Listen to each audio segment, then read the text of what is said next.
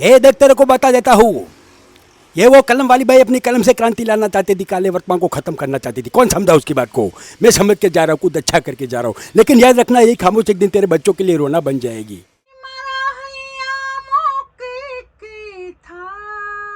अरे होय होय શું વાત કરો છો? धीरे धीरे बोल कोई सुनना ले कोई सुनना ले, सेज से कलियां चुनना ले कोई चुनना ले। हमको किसी का डर नहीं, कोई जोर जवानी पर नहीं, धीरे धीरे बोल कोई सुनना ले कोई सुनना।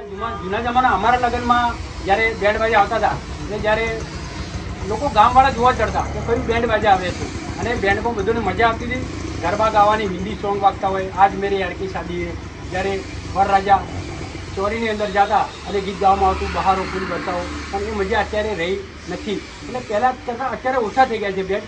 એટલે આપણે એમ સમજીએ કે ફરીથી એ જૂનો જમાનો પાછો આવે અને ફરીથી લોકો બેન્ડ બાજા લઈ અને વરરાજાને લઈને આવતા હોય, વરઘોડા કાઢતા હોય, જે રાતનો માહોલ હતો, દિવસનો માહોલ હતો, તો બહુ મજા આવે. તો ફરીથી બેન્ડ બાજાનો માહોલ આવી જાય અને બધા બેન્ડ બાજા બોલાવે લગ્નમાં, તો મજા આવી જાય.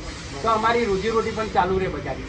આપણે ત્યાં લગ્ન થતા ને એટલે તરત જ સૌથી પહેલાં નામ આવતું બેન્ડનું, અને બેન્ડ યાદ આવી જાય અને બેન્ડ આપણે ઓર્ડર કરતા હોઈએ છીએ, પરંતુ અત્યારે ડીજેના તાલે આપણે ઝૂમતા હોઈએ છીએ, બેન્ડ આપણે ભૂલી ગયા છીએ.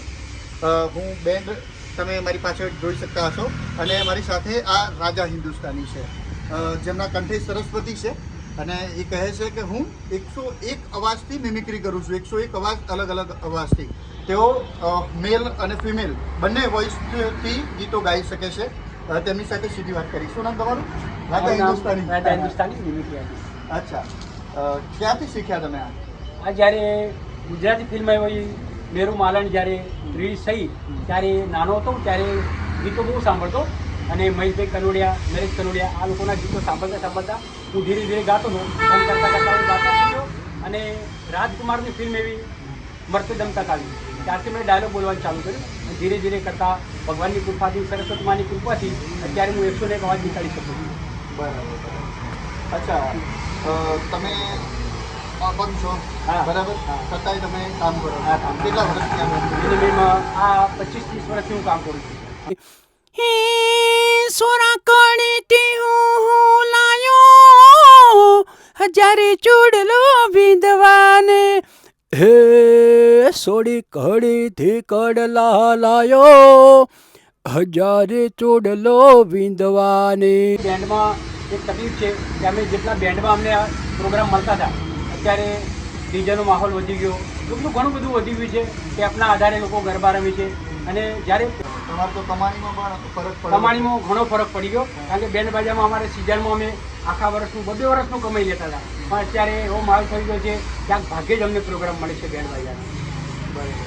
અને છેલ્લા 25-30 વર્ષથી હું બેન્ડ બાજા સમ્રાટના એવા ઇસ્માઇલ કાકાનું ઓળખું છું. મને ઘણી વખત પ્રોગ્રામમાં લઈ ગયા, નાના હતો ત્યારે ખોટું ગાતો, સાચું ગાતો, પણ ઇસ્માઇલ કાકા મને પકડી રાખ્યો, અને એમના દીકરા અકરમભાઈ અને ઇમરાનભાઈ મોટા, જેમને DBM સ્ટુડિયો કાકોઈ 4 રસ્તા ઉપર છે, એમનું સમ્રાટ બેન્ડ પણ બહુ સરસ, અને એમના જોડે હું શીખ્યો, અને એમના આશીર્વાદથી, ઇસ્માઇલ કાકાના આશીર્વાદ અને ઇમરાનભાઈના માધ્યમથી અત્યારે હું ઘણું બધું શીખ્યો. અને બેન્ડ બાજામાં મને બહુ લઈ જતા, પણ અત્યારે માહોલ એવો થઈ ગયો છે કે બેન્ડ બાજામાં પ્રોગ્રામ ઓછા મળે છે.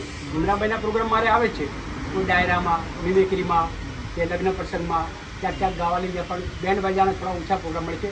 એટલે થોડું દુઃખ થાય છે, અને એમ થાય છે કે ફરીથી ચાલુ થાય, અને પબ્લિક એટલે કે જેના લગ્ન થાય અને બેન્ડ બાજા બોલાવે તો મજા આવી જાય. કારણ કે ડીજે સારા જ છે, પણ ડીજેમાં ડાયરેક્ટ ગીતો વાગતા હોય ક્યારે બદલી જાય નક્કી નહીં, અને બેન્ડ બાજામાં સ્ટાર્ટથી મોડી કે આજ મેરી યાર કી શાદી જે બારો ફૂલ બચાવો, લગ્ન ગીત, કન્યાનું બેનારે, પારકી થાપરના ગીતો, એ બધું યાદ આવે છે અત્યારે, તો બહુ મજા આવે. પણ અત્યારે માહોલ ફરી થઈ જાય તો અમને બહુ આનંદ થાય.